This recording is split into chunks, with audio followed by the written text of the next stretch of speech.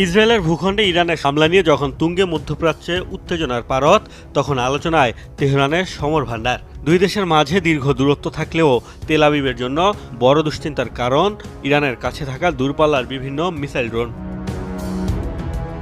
Israel ও যুক্তরাষ্ট্রের ক্রমাগত হুমকি মোকাবেলায় দীর্ঘদিন ধরেই অস্ত্রভান্ডার সমৃদ্ধ করছে ইরান, যার মধ্যে অনেক সমরাস্ত্রই ইসরায়েল তো বটেই আঘাত হানতে সক্ষম মধ্যপ্রাচ্যের যে কোনো প্রান্তে।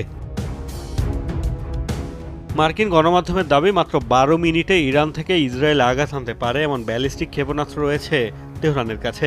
নিজস্ব প্রযুক্তিতে তৈরি ক্রুজ মিসাইলের ইসরায়েলে আঘাত হানতে সময় লাগবে ২ ঘন্টা, আর ড্রোন পাঠালে সেটি দেশটিতে পৌঁছাবে ৯ ঘন্টায়। মধ্যপ্রাচ্যের দেশগুলোর মধ্যে ইরানই সবচেয়ে বেশি ক্ষেপণাস্ত্রের মালিক। গত জুনে নিজেদের তৈরি প্রথমবারের মতো হাইপারসনিক ব্যালিস্টিক ক্ষেপণাস্ত্র প্রদর্শন করে ইরান।